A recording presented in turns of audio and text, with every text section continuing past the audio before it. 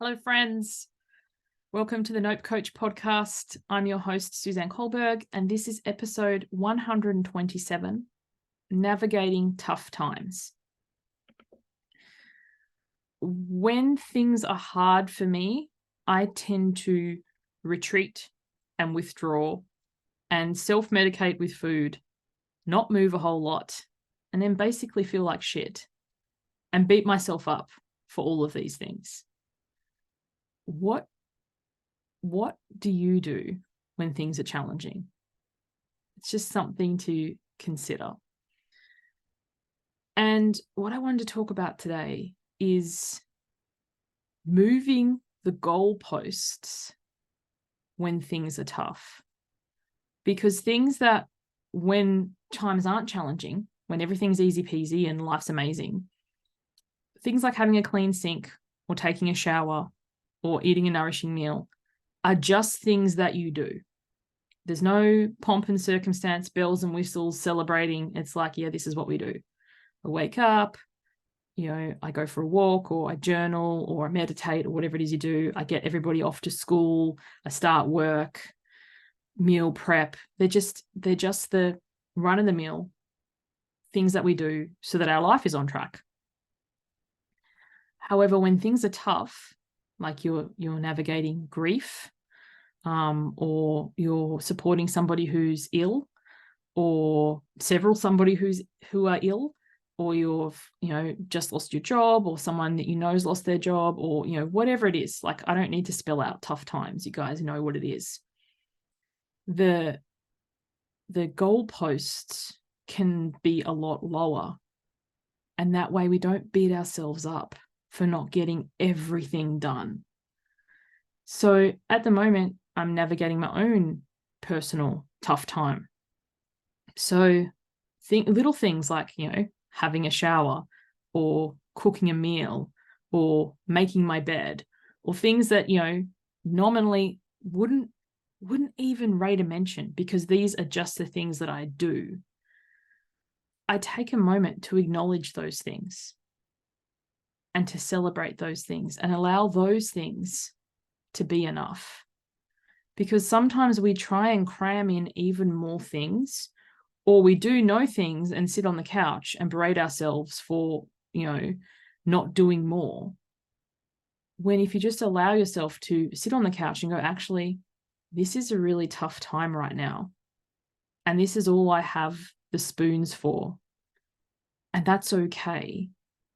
And then to know when you need further support, like whether it's time to book an appointment with your GP, or go to see a therapist, or ask for help, and choosing your audience with who you ask for help for, or instead just change your standards for a short period of time.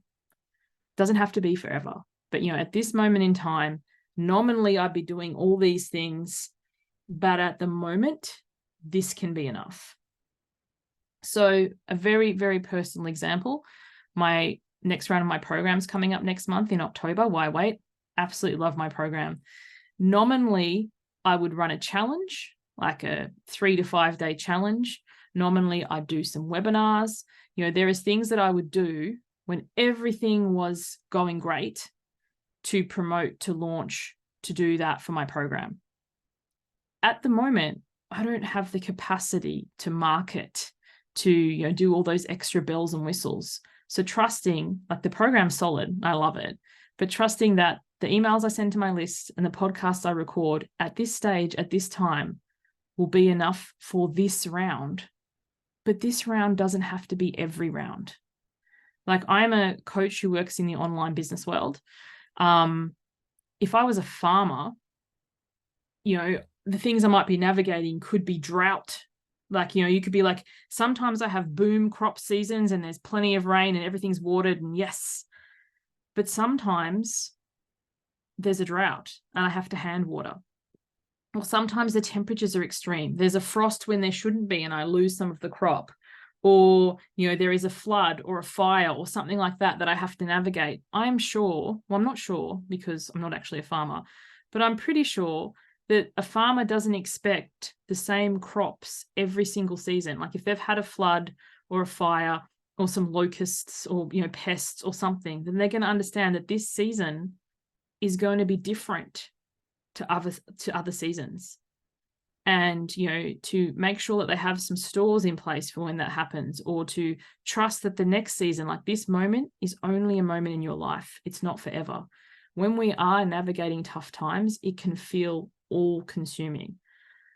Like if this wasn't a daily podcast, I wouldn't even be recording right now. I'd be like, yeah, no, but this commitment I've made to myself, like my tough times thing is my podcast goes out, everybody in my house is fed, and that we are clean. That is the barrier for entry at the moment. And I let that be enough.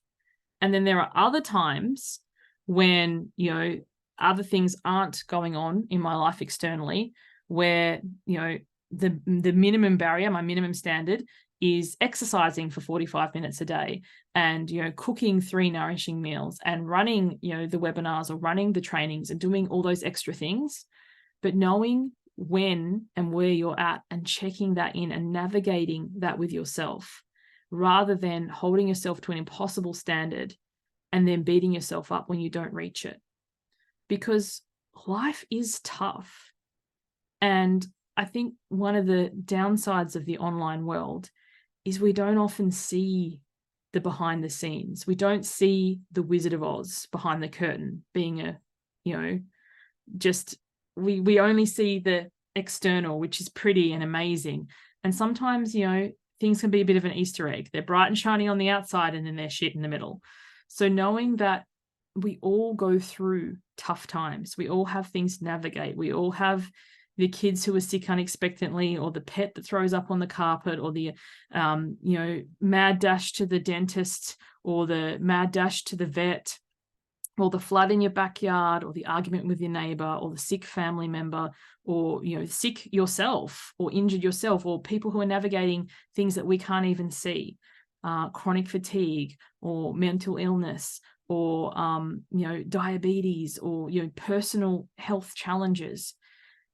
And when we don't allow ourselves to lower our barriers for entry and go that this is okay, that this is all I'm available for right now, instead, we end up in this weird kind of compare and despair where we scroll social media and look about how everyone else has it better than us, and this is the reason we'll never succeed in life. And that's just some downward spiral that can be really hard to get out of. So what I'd love for you to take from this episode is, you know, we all have tough times, much like farmers all have seasons that aren't great. The unexpected happens, the flood, the fire, the, you know, locusts or whatever it is that eats your crop. You could be like, this was going to be my year. This was going to be the time. And now all these things have happened. And giving yourself the grace that you would give to others, cutting yourself some slack, decreasing, you know, your expected to-dos. And in the words of Heather Tobin, if you're listening to this, shout out to you, she calls them ta-das. So at the end of the day, instead of going, you know, what did I do on my to-do list? And it's never ending and beating yourself up. Hey, this is what I did do. Ta-da! And your ta-da list on days that are really tough when you're really navigating it could be, I took a shower today. Could be, I ate something that wasn't takeaway today.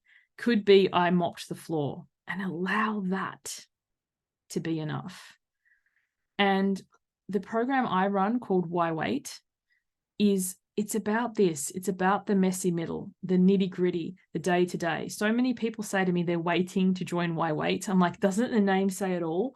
Because there's never going to be a right time or a right moment. It's about navigating yourself and your goals amongst the sometimes shitness that is life.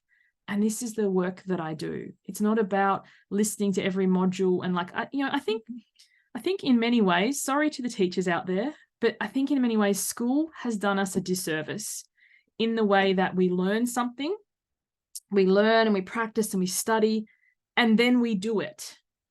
So it's like I learn and study and train and practice and whatever, and then I do this.